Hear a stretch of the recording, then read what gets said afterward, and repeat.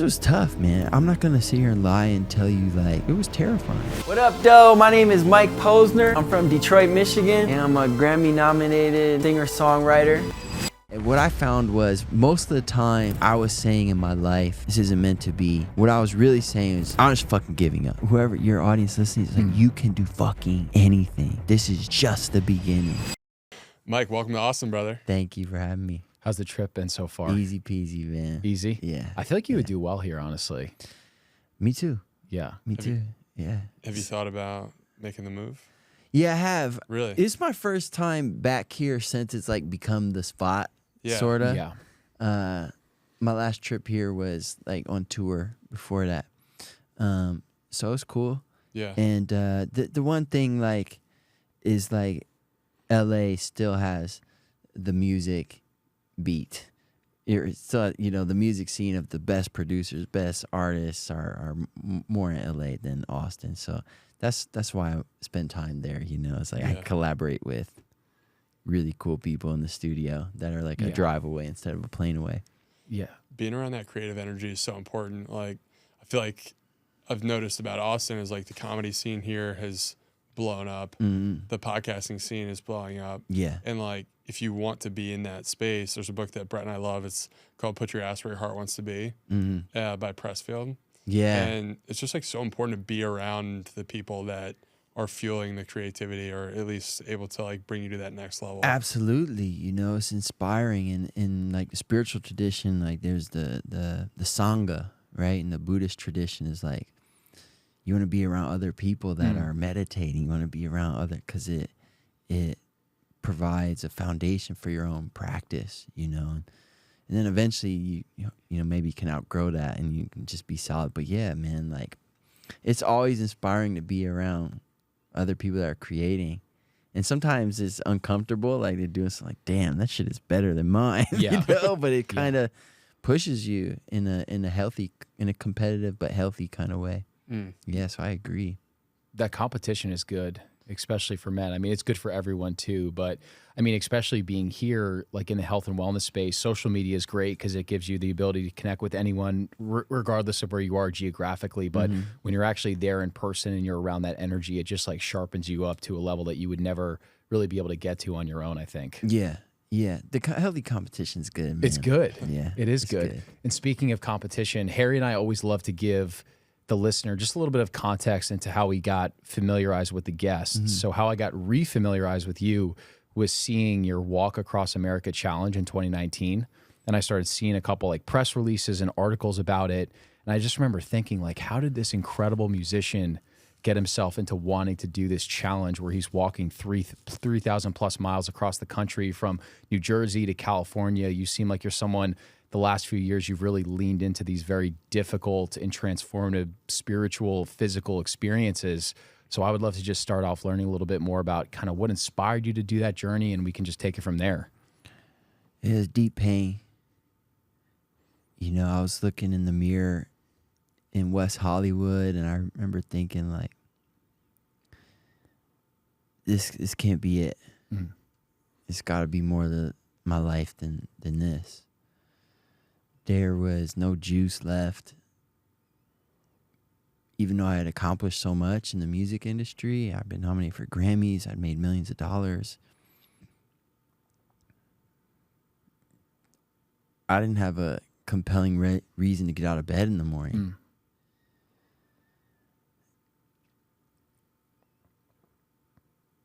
And so it was out of deep pain and desperation and just knowing something about my life wasn't working. That I had this idea to walk across America. And the idea, even right now, you see me smile when I say it. That's what it did. Just put a smile on my face because it was so kind of out there and silly and preposterous and out of left field, but also, I would argue, beautiful. And the thought of it put a smile on my face. But that's actually unimportant, you know, just the thought. Everyone has the thought. And actually, no one gives a fuck about the thought. No one gives a fuck about the thing you're thinking about maybe doing. No one gives a fuck about the thing you might do one day or going to do one day. No one gives a shit about that. I don't even give a shit about those things in my own head. When it moved from being just a thought that brought a smile to my face to something that was actually giving me a compelling reason to get out of bed, something that was changing my moment-to-moment experience of life. That's really powerful. If you could put something in your future that changes your present, that's powerful. So that's what this became for me when it transformed from a thought and an idea and a dream into a plan. Then the pain disappeared. The feeling of malaise that was inundating my moment-to-moment experience of life disappeared because there was this thing in the future that was changing my present. And so I went on the walk to become a version of myself that was inspiring. Inspiring to who? Inspiring to me. Because God knows when I told, my team, the people I worked with in the music industry, like, hey, I'm gonna leave. And I don't know if it's gonna take me a year, 2 years. I don't really care. I'm gonna walk across America. You imagine like being like presenting that, and they look at me like, dude, you're crazy. This is a career-ending idea. You can't just stop writing songs. You can't just stop going to the studio. You can't just stop touring. You can't get off the ride. It won't pick you up again.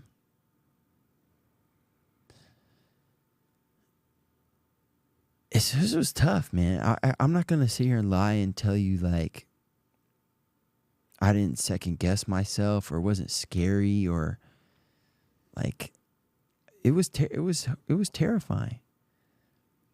And I remember saying to my friend Elliot, I said, man, like, I got this idea and I keep going back and forth on it. And my managers think it's crazy. And he said, that's great news. I said, what do you mean? He said, that your team, they think it's crazy? That's really great news.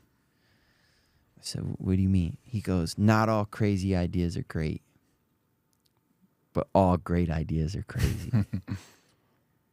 And you walking across America, that's a great idea.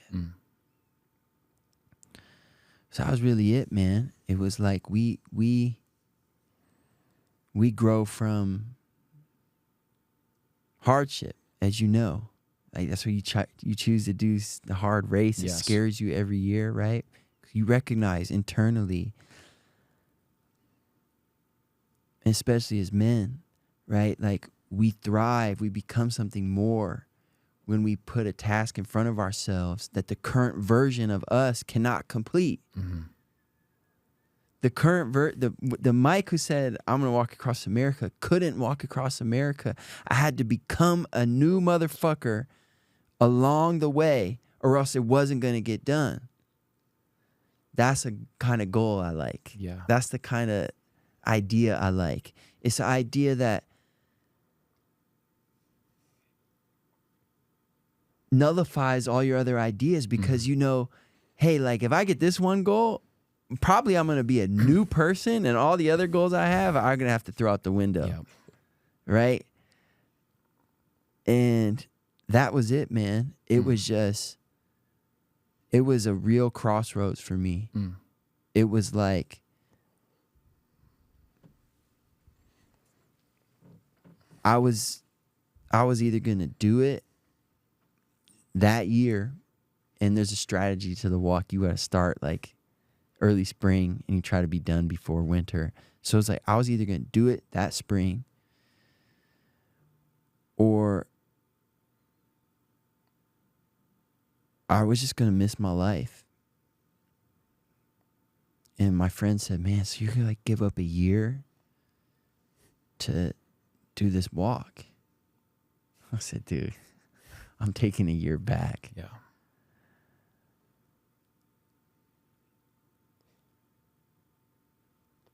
And I remember some of my peers in the music industry were dying that year. Avicii died, my friend, and Mac Miller died. And it was like, dude, this is your fucking life right now. So you got to make a real decision. Like, are you going to keep playing in this little sandbox of West Hollywood? Or are you going to listen to that little voice inside you that's saying, you have more to give? So I'm curious, what was it about music that wasn't kind of fulfilling you at that time? Like, it seems like you were describing, like, you kind of had everything most people would have asked for, but you still felt that urge to, like, do something different. Yeah, it's easy to conflate the ideas. It's not that there's anything wrong with the music. In fact, I was writing music and releasing music while I did the walk. Actually, like, made a project called Keep Going that was a project I made for myself to listen to when the walk got hard. It's a beautiful, it was just, in my opinion, I'm biased, obviously. It's a beautiful, beautiful project. So there was nothing like wrong with the music, but life is rigged in such a way that after you've gained a certain threshold and you've learned a lesson, the inspiration that thing once gave you because you were moving in the direction life wanted you to. So for me, that was music. Like, life wanted me to be an artist. Life wanted me to share my gift of melody and lyric with the world.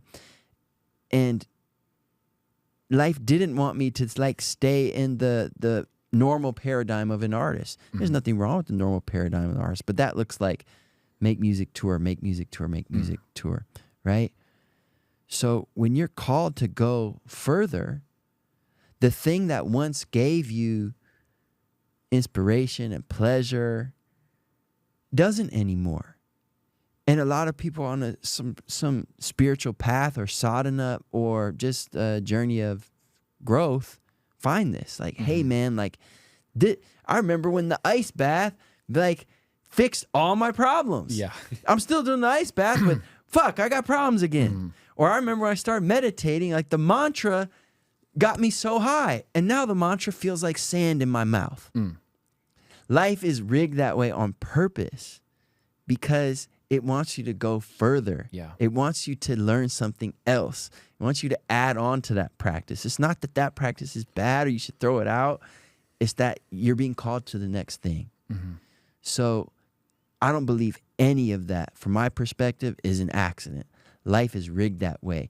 When it feels good when you start it, that's not an accident. That's life telling you, hey, go this way. It's good. You're on the right track. And then as it starts to lose its, like, juice, or we could call it, that's because you're being called to the next step. And so that's really what I was experiencing in hindsight, was I was being called to something else. And I had to, like, sack up and hear the call and make a decision that looked crazy to most people, but made perfect sense to my soul.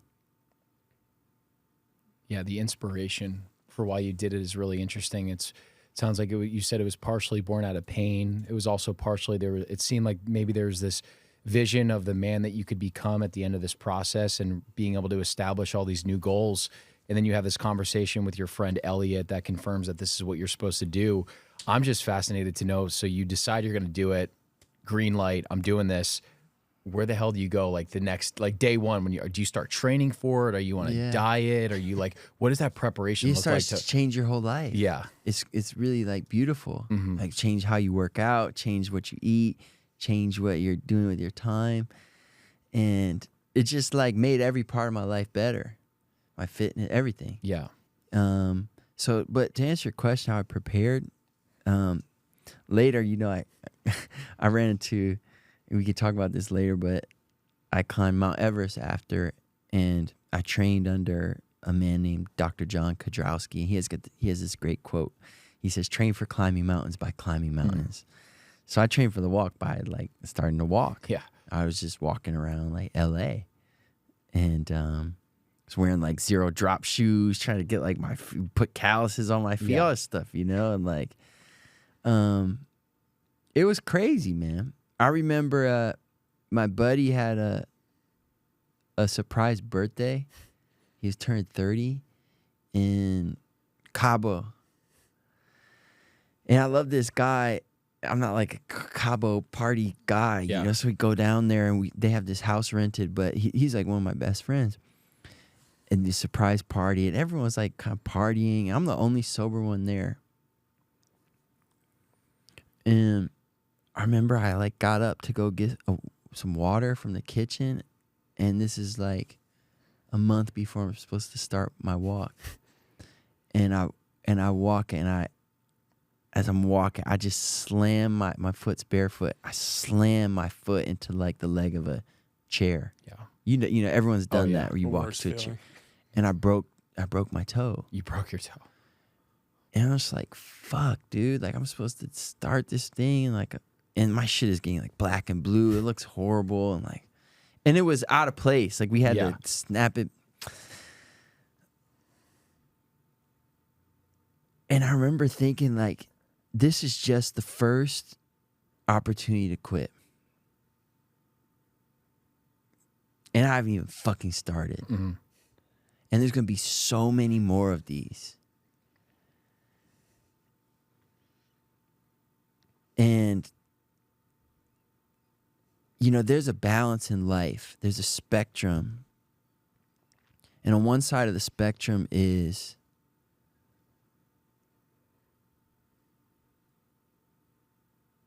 really like flowing with life. Mm-hmm. And the other side is like forcing it in life. And you want to be in the middle. But it's my belief that most people are like too far on this side. They don't administer and call forth enough self-will. These are the people that are very quick to say, this wasn't meant to be. Mm.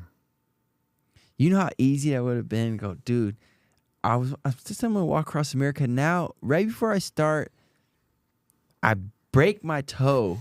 It's like at a right angle to my foot. Like, maybe this isn't meant to be. And what I found was most of the time I was saying in my life, this isn't meant to be. What I was really saying is, I'm just fucking giving up. Yeah. I'm just giving up. And it's like, I don't give a fuck if it's not meant to. I'm going to make this meant to be. Like, I'm going to do this, whatever it takes. And I created a covenant with myself and with life, which was, I'm going to do this project no matter what. I had a no matter what clause in the Walk Across America. Mm. If I didn't have that, there's no way in fucking hell I would have even come close to making it across the country. There was just too many things like that. Like, even before it started, just too many reasons to quit. And it really showed me like how much I'd used that as a crutch in life. Mm. And so you can go too far the other way where you're forcing things in life, and life is telling you, bro, like, maybe try a different angle or whatever. So it's don't throw the baby out with the bathwater, but we have to find this balance for ourselves. Mm. And for me, I was like way on the just kind of like just not like just leaving money on the table, man. Yeah. Like soul money on the table of not like giving my all. Mm-hmm. There was energy and love are interesting things, like, because we tend to think of energy and love is like, we tend to think of them in capitalistic terms, like money. So if I have like $100 and I give you the $100, now you have $100 more and I have $100 left. But energy is not like that. Actually, the more energy you give, the more you have to give. Yes. Right? That's working out, right? You work out, you expend more energy. But then later in your life, you have more energy the rest of the day. Definitely. Right? Like why it's not it transcends capitalism. Love is the same way. If I give you love, you have more love and I have more love. Yes. Right? And so it's just like I have to learn to live life from that place of abundance. There's more inside me. Yeah. There was so much more inside me than I realized. Like there was this little voice when I started, like, hey man, I think there's a little more in you. Like maybe try this project. And what I uncovered was insane. Yeah. And by the time I was done, I don't know if you want to fast forward there, but I didn't recognize myself. I had found a deeper, tougher, harder, more beautiful part of myself. Yeah. It's not the only part of myself. And I had to learn that lesson later, that that part of myself, I call it snake bite. It's not appropriate at all times, you know? And so the key of actually like maturity, I think like maturity, one way to look at it is there's like 3 steps. And the first step is like, you just kind of like unconscious and you're just acting in the way you've always acted, acting out of habit. And step 2 is like you start to uncover more layers of yourself. Like I experienced that on the walk. I experienced and uncovered like this tougher part of myself. And I've also experienced or uncovered different parts, like I'm sure you have, in meditation and like finding these great wells of peace. And that's step 2. And step 3, I think, is knowing when to be which person. Yeah. When to be, because we all have different layers. We have warrior, we have a magician, we have, you've heard these paradigms. And so it's like being the right one at the right time. Because you can have them all in your toolkit. First you like uncover the toolkit, but then you got to know which time to use which tool. Definitely. You can really fuck some shit up. You can fuck some shit up. Yeah. When you're on this 3,000-mile journey, were you consciously aware of the fact that you're like, holy shit, I'm a different Mike? Or was it one of those things where you had to sit back a couple weeks later and be like, I'm a totally transformed person? It was even like probably a month or 2 in. Really? That quickly? Yeah. I was like, man, I was such a bitch before I started this. It's incredible. Yeah. It's incredible.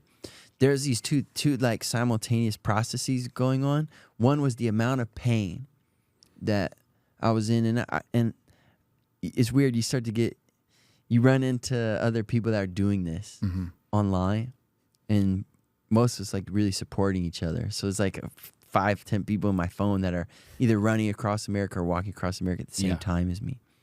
They say about 10 to 15 people do it per year. It's a very small number of people. Yeah, because there's no trail.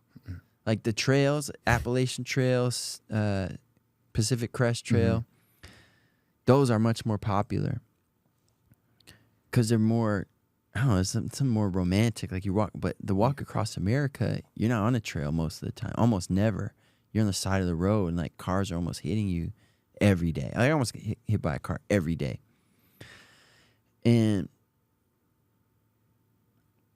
the first thing that was happening was, as the walk progressed, the pain increased every day in a linear fashion. So every day I walked like 180 some days. Every day I was in more pain than I was the day before. And it got really real, And there's also a layer of mental suffering on top of the pain, which was, is this permanent or not? And that was very unclear at the time, whether I was doing permanent damage to my body or not. And so that increased linearly.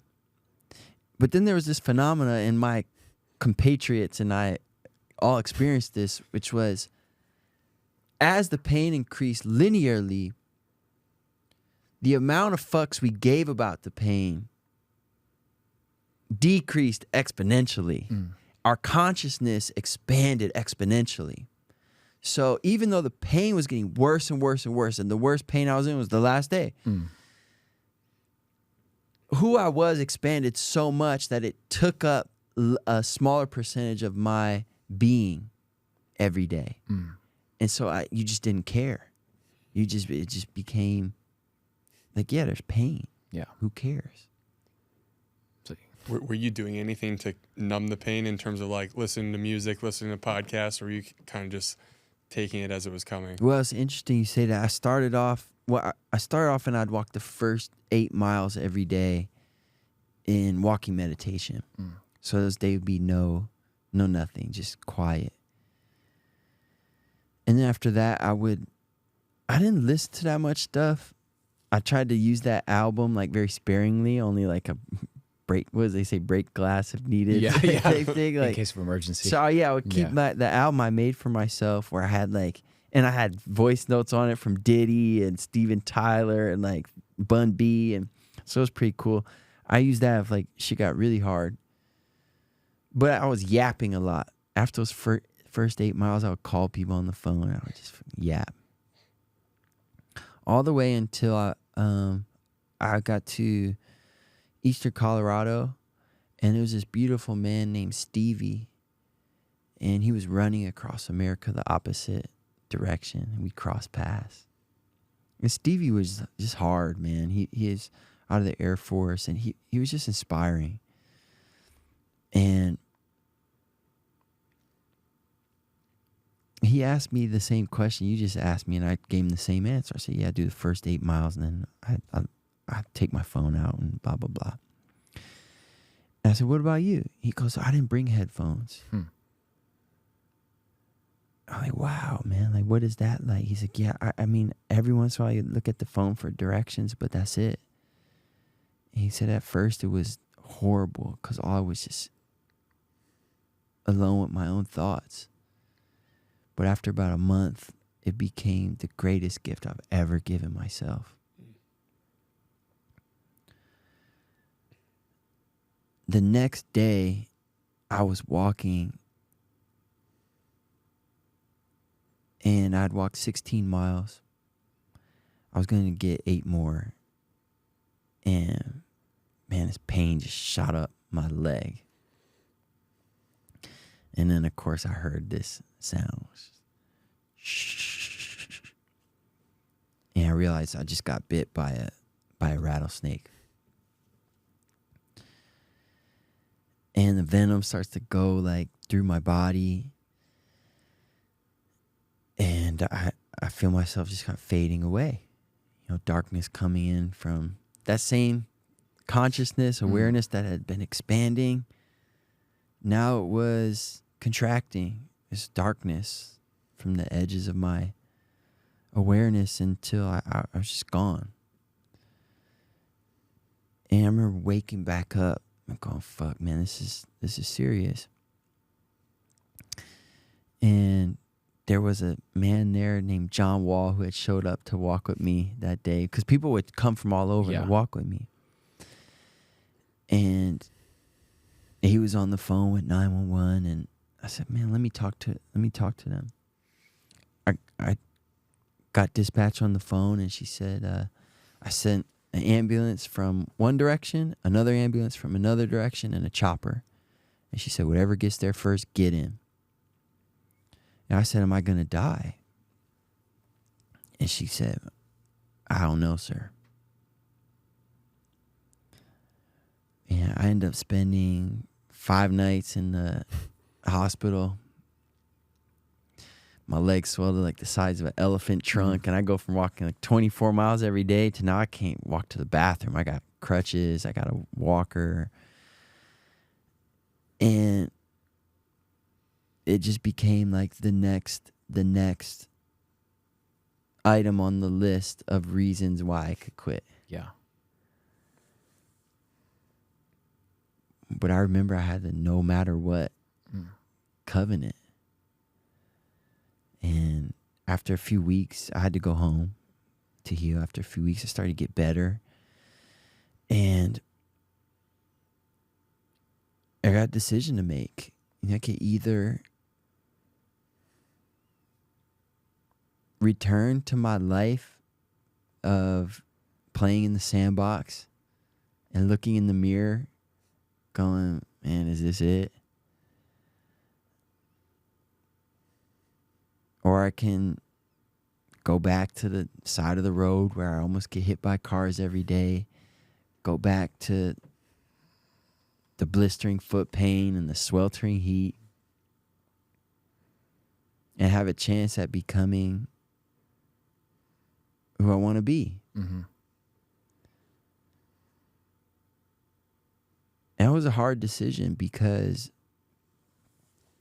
when I got hurt, I got a lot of attention. And, the story got picked up by like the mainstream media. And, you got to realize before that in my life, I was a recording artist. Everything about my life was like to make myself more popular. Mm-hmm. That's an overstatement. That's not true. Not everything in my life. But there was a large program I had running, which was like, getting more popular is really good. Yeah. Getting more attention is really good. And I got way more popular from being hurt. My heroes are DMing me, like super famous people I grew up listening to, like, hey man, feel better. People are cooking for me. I'm getting all this, what I think is love from being hurt. It's actually not love, it's attention and sympathy, which is very different from love. And so a part of me didn't want to get better. Part of me wanted to stay hurt because it linked my injury with getting attention. And I realized that, most people wouldn't consider me not continuing quitting. It was such a good reason to quit, like the reason from heaven or hell to quit. Bit by a poisonous snake, almost die. Like gold standard of reasons to the stop. ultimate reason. Stop doing some shit. Right? And I just realized, man, like I'm not doing this for most people. There's no fucking book I can read. There's no psychedelic I can take. There's no podcast I can listen to. There's no magical piece of advice I can get from a friend. Like, I have to go fucking do this. I can't just read the story of someone else doing it and pretend like their cliff notes, like what I'm giving you now is my cliff notes, are the same as me doing it. Like, this is it. Another crossroads. And so, like, I took my ass back to the exact spot that the snake bit me, and I took a step. And I just kept taking steps until my feet were in fucking water. Yeah. And it was 1,000 more miles. And that snake venom, I realized was medicine. That was medicine from God. It's like a lot of plant medicines people use, I've used in my life, and this was some medicine, man. And the gift I got from that snake venom was I could do fucking anything. Like, whoever your audience listening is like, you can do fucking anything. This is just the beginning. And I don't care how far you've come, what you've accomplished, like, there is so much more. This is just the beginning for you. And life or God or wherever you believe in will give you what you need. You just got to, like, receive the gift. And sometimes the gift is hard. Like, that was a gift. Like, I almost lost my foot from that gift. But when I healed from it, I made the decision to not listen to the little voice that says stay hurt because you're getting attention from it. I went back. I kept walking. I got up and over the Rocky Mountains. The gift was, dude, the possibilities for you are endless. Yeah. And that's when I started to dream about Mount Everest. And that's when the dream again started to transform slowly from a dream into a plan. Like that, me dreaming about Mount Everest after the snake bite, it was different. Because I knew for me to climb Mount Everest, like I wasn't a mountaineer. For me to belong there was going to be the hardest journey of my life. But I looked at my life at that moment, and I had become somebody who just does hard shit. Yeah. Every day. And so I knew I could do that too. And so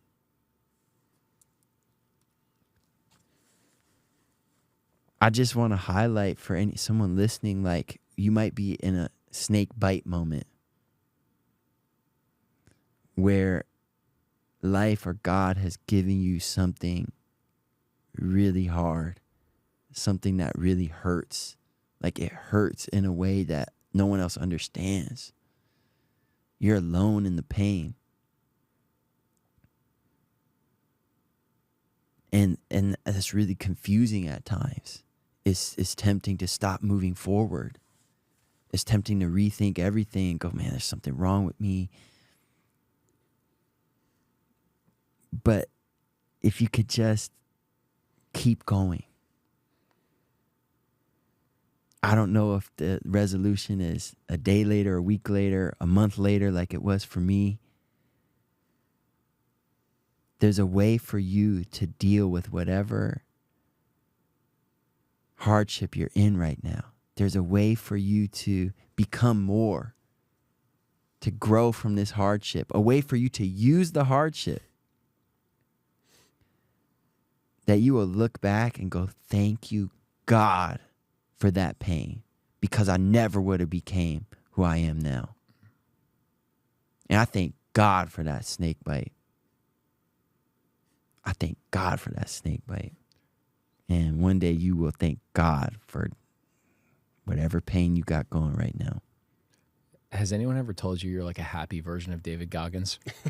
Well, I'm inspired by Goggins a lot, you know? And I think a lot of us are, because I grew up with such a great childhood, and I really was just very successful, man. I was a great student. I got into a great university. Before I finished that university, I had already met Kanye West and Jay-Z and had a record deal, and I was making more money than my professors. I mean, like, I couldn't say I had no challenges, but like, I had kind of like been doing really well. Yeah. And I realized, like, now fast forward to right before the walk, I'm like 30. And it's like, I'm like, if I go in the studio and write another hit song, like, I'm just going to be me, a little richer, a little more famous. It's not really going to move the needle as far as my spiritual growth, as far as my experience of life, as far as like what I'm here to do. I have to put something very fucking hard in front of myself. And I found Goggins' stuff very inspiring. I love his first book, man. It was like incredible. Yeah. That first book was one of the books that I listened to when I was first training for my first marathon. Yeah, man. And I can just remember it's like, what's my fucking excuse? Yeah. You know? Yeah. It's so good. If this man can, like, learning disability, abused, racism, like, one thing after the other, 300 pounds, like, what's my fucking excuse? Yeah. You know? Yeah. Well, even your snake bite story, it reminds me of when he did Moab 240 a couple of years ago, and I think he got injured or went off course or something, and they DQ'd him. And then he was in the hospital, got out of the hospital, and ran the last 40 miles of the race. Back. And everyone was like, dude, what the fuck are you doing? You're going to hurt yourself. Yeah, I remember that. Yeah. I was on the walk when he did that shit. Yeah. But that's like you, though, in a lot of ways, because it's so easy to give into the sympathy and attention, but it seems like for you, there was like this little voice in your back of your head that was more than a little voice that was like, but dude, I think you can finish this, and are you going to regret it if you don't do it? And it sounds very similar to him too. And it's like, I think a lot of people resonate with that voice, people that have given into that voice and people that have like fought back and really like pushed forward and accomplished what they were set out to do. You gotta have the no matter what clause, man, in your covenant. I love that. You have to, because I had that not because I'm strong, because I know how weak I am. I couldn't, every day, failure would knock at my door. Failure was not finishing. And my little cheap Timex watch would, the alarm would go off at 4 every day because it was hot. It was summer. So you couldn't just roll out of bed whenever you want. You had to get going early to get the miles in before it was like really hot. So every morning that would go off, and I'd think, man, I'll tell you what I don't want to do right now. Fucking wake up and start like I'm in pain. I never wanted to do it. Never, bro. Like not one day was I like, yes. Yeah. Great. Can wake up right now. But, and I'll tell you, on paper, there were probably some days, if we were just looking from like a biological standpoint, that I should have taken off. Because I was really in pain, bro. Like, my feet were in bad shape. Like, it was bad. Yeah. Like, I'd wake up and I could barely stand up. And I think, how the fuck am I going to, like, get 24 more? I looked like an old man. When I'd wake, I'd be like, when I'd stand up like that. It was crazy. I never felt that before. But I knew I couldn't push snooze even once. I never pushed snooze. Not because I'm strong. I'm not bragging. I knew if I pushed snooze once, I was opening the door and cracking it and going, oh, hi, failure. And I knew once I opened that door, if I opened that door, failure is going to stick its fucking foot in the crack. And I knew if I pushed snooze once, pretty soon I would be going, okay, dude, you've walked 24 miles every day. Like, you're tired now. You can just do 20 today. It's not a big deal. Like, you'll finish one day later. Who gives a fuck? And I knew from there I'll be taking more days off. And then I knew from there, failure would have the door cracked open a little more, and I might go, dude, what if I finish this on a bike? Like, this is really doing stuff bad. And I knew that I'd be back home on my fucking couch going, man, that was hard. And I tried it. Yeah. And good try. And so I knew not because I'm strong, because I'm weak. I couldn't crack that door open ever. What was the, because it's funny that I feel like, when you're facing those thoughts about quitting, usually people think of quitting as something that happens in an instant and, you're done. But it's usually something as small as, or as subtle as, just even opening that door so that they can, that, like you said in the analogy, like failure will just put their foot in the door.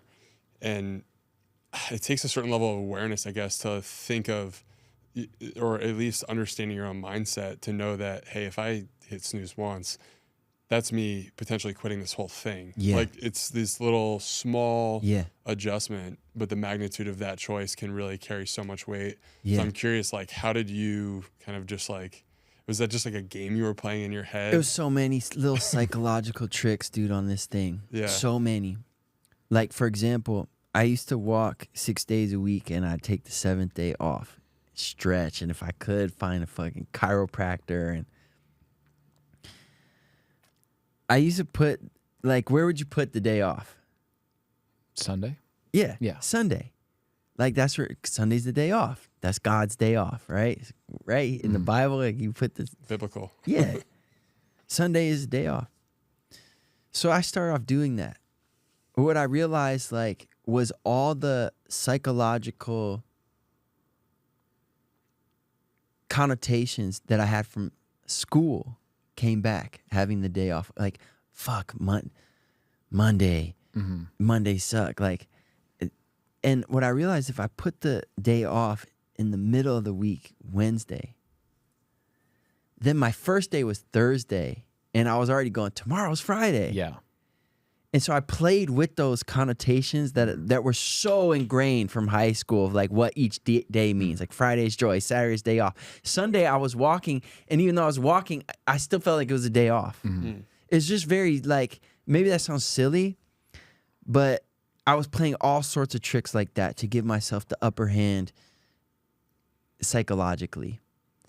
And another one that helped me so much was before the walk started, doing a 10-day Vipassana retreat.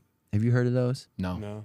So the Vipassana retreats are awesome, man. I'm glad I get to tell you about these. So first of all, they're 100% free. They are only based off donation. And I actually did mine in Kaufman, which is near Dallas. You go, it's 10 days long. They separate the men and women. There's no talking. There's no reading. There's no working out. There's no stretching. Like, you basically meditate on the floor on a cushion for 10 hours a day. Not all in one shot, but 10 hours a day. You live like a monk. Wake up at 4. You meditate and eat, and that's it.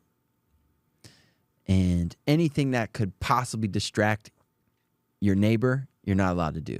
You're not allowed to wear shorts. You're not allowed to wear cologne. You're not allowed to wear, like, you're not allowed to sign language. Not allowed to make eye contact. You're just on your own journey inward. And I learned, and it's really cool, man. It's really cool that it's free, and your food is covered, your room is covered, and at the end they go, hey, if you want to donate, go over there, and that's it. Wow. They're not selling you, none of that shit. And so it's really cool. And they're all over the world. They're all over the world. And they are really hard. They're really, like, physically, they're hard. You imagine just sitting cross-legged all that time. And bro, and you have a assigned cushion, right? And like on the third day, you're like, dude, that dude's not here anymore. You start noticing people are dropping like fly. It's hard, bro. But one of the gifts I got from it is this distinction between pain and suffering. Pain is part of life, right? It's the physical sensation of pain. Like, that is a real thing. You can't live life without having pain.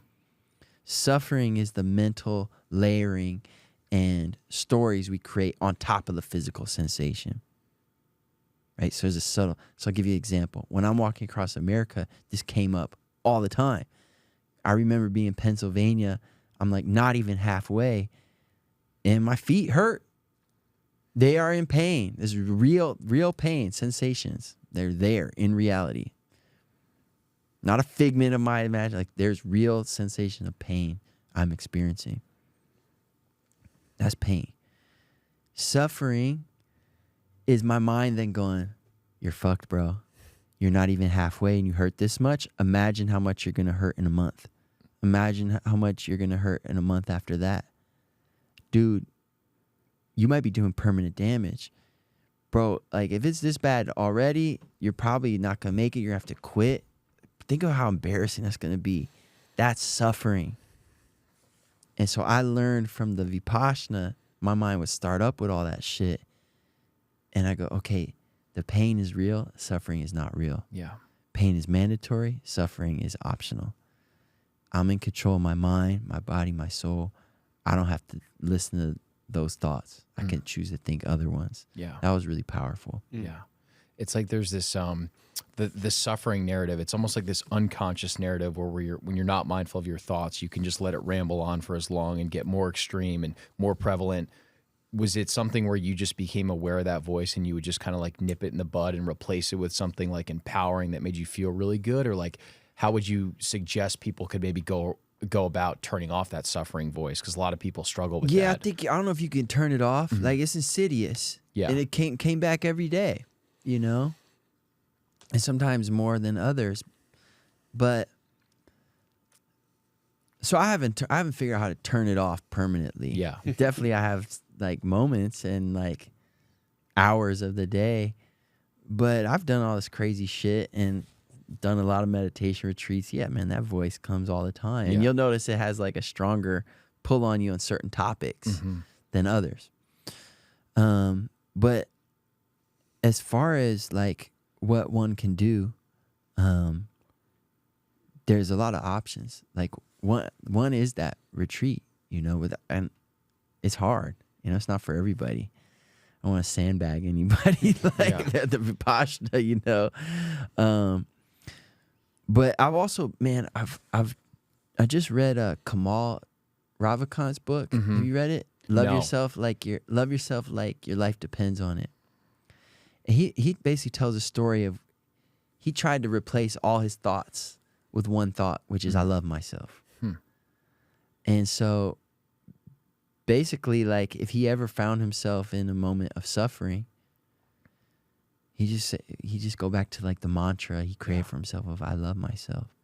But there's endless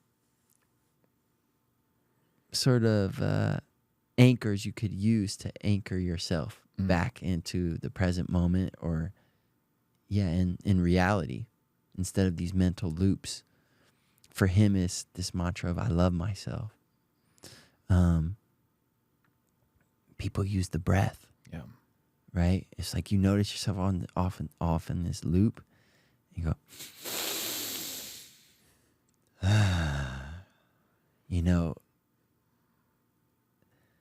when you find yourself in a moment of suffering, what do you do? When I hear that voice, or you just notice like, man, I don't feel good right now, or anything. I just try and override it. Like I just try and recognize it, and then I'll just try and like repeat positive or neutral thinking to myself, and that works. I just try and like the last couple of years I've been able to just notice it a little bit quicker than I would when I was like in my mid-20s or something like that. What about you? What do you do? I think recently I've been trying to like be more meditative in moments like that. Like trying to be more present instead of really like pushing into it, which I think is like my natural instinct. Yeah. It's more like God be with me, or saying like a prayer in the moment. Beautiful. Yeah. Beautiful. These are all great. I would just add on to it, like, move up changing your breath on the list to anyone. If you notice like something like that's probably most people try to change what's going on, change the externalities. And so these like, whether it's prayer or mantra, and even in conjunction with those things, changing your breath.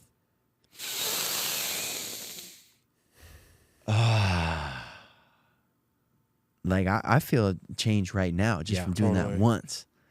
And so move that up on the list, and changing your body, the way you stand, your chest back, like all these things, like they make a difference in the moment to moment, Yeah, physiological adjustments are probably more important than like mental adjustments, like trying to fix your posture, or like subtle things that can actually like start the chicken and the egg momentum of seeing that suffering go away.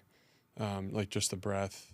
Yeah. Imagine you've probably had to use that a few times, like before a big concert or something like that. Oh yeah. Just like get your nerves down or whatever. I study under Wim Hof. So I'm a Wim Hof, a certified Wim Hof instructor. So I teach the breath work, and I've gotten the opportunity to go and do sessions for some professional sports teams, and the breath is so powerful and can be psychedelic, and you can really go deep with just the breath. I mean, it's really insane. But yeah, before a concert, if I'm excited and it's a little uncomfortable, like that 10 minutes right before, I'm like, fuck, I just want to go out there. I'll do 2 rounds of the Wim Hof breathing technique, which is very simple. It's 30 deep breaths. And like they're not relaxing breaths. They're like energized. 30 of those. After an exhale, hold for as long as you need. And then a recovery breath, and then do it again. I'll do 2 rounds. Yeah. And then like, yeah, it takes the edge off. And I do a better concert, do a better speech or whatever if I need it. If you do like 4 or 5 rounds, man, you're gonna be seeing shit. You know? Yeah. So be careful with how. I mean, and that's beautiful to do. Maybe once a week, once a month, you can go deep with it. But you know, before a show, or people do it daily. You know, just in the mornings, 2-3 rounds, and yeah, it's like a wonderful daily practice, dude. Wonderful daily practice. I find the contrast between sitting and just being in that 10-day, what's called this Vipassana. Vipassana. Yeah. So sitting there for 10 days and it's spelled like Mississippi, like VIPPA double SANA. Vipassana. We'll have it in the show notes. Yeah. Thank the you. spelling and the pronunciation. Yeah, man. But like the contrast between that and the walking is really interesting because both of them have this spiritual component where ultimately you're alone with your own thoughts and you have to get comfortable in this area that should, like on paper, if you're just sitting and you're just breathing and that's all you're being asked to do. And there's something about kind of like that unguided inward journey for just sitting there and breathing. And then also like the walking aspect of you're physically going this distance. And I feel like both of them are just like journeys of the soul that bring out this confrontation with yourself that is really kind of hard to get unless you really like silence the noise of the outside world. So I just think the contrast between those two is like very familiar and similar, but like hard to actually tap into for people on the day-to-day basis. Yeah. You know, Blaise Pascal said all of humanity's problems come from the fact that man cannot sit quietly alone in a room. You know? So true. And there's this Thich Nhat Hanh passage that just always fucks me up, man. He says, why rush? In the end, our final destination will be the graveyard. Why not walk in the direction of life? We have already arrived. It's powerful. And it's just so beautiful because what that means to me is like most of the time we're walking in the direction of success or the direction of growth or the direction of getting here or there or the direction of... And he said, no. Walk in the direction of life. And walk is a metaphor, right? Orient your focus, your consciousness, not solely on the goals you're trying to achieve, but on the fact of your own existence being beautiful. Yeah. That God is working in your life right now, that life is is flowing through you. Walk in the direction of life. And that quote just always gets me, man. It's so deep and it's so easy to forget because the mind is insidious, and I do every day. You know, it's like I get my teeth in a goal and I'm like a disciplined, determined motherfucker. And I got my no matter what clauses. Yeah. But it's also just beautiful to be alive, man. It's beautiful it's a miracle to be alive. You think about like anytime you start learning more about the physiology of this thing this body of ours is literally a miracle. Like Elon Musk cannot make one of these in a factory. No one can do it. Yeah. It's insane. And like I just feel so blessed, man, to be alive still and to have been given the opportunity to learn from teachers that have pointed my consciousness and how much of a miracle it is. You know, and I've been around some real teachers that you could feel it from. I remember when I met Ram Dass. He had a stroke, and so he spoke very slowly. Half his body didn't work. And I walked out of his house, and I was high, like I took a drug, and all I did was sit around this old guy. And I thought, oh shit, man, like all this meditation stuff, like this is real. It's not theory. Like the difference between pain and suffering, like I feel right now the love that man is emanating. And I thought, man, I just want to make other people feel like that when they're around me. And I can't think of anything else more important to do. And so that's just kind of like what my life has been about. And I get off course, you know, I forget. I believe the story of my own self-pity at times, but overall, I'm just like really fucking proud of who I've become and who I'm becoming. And I hope that my life is not like some example of like some special guy. Yeah. Cause I'm not really. Like I'm a skinny Jewish kid from the suburbs of Detroit.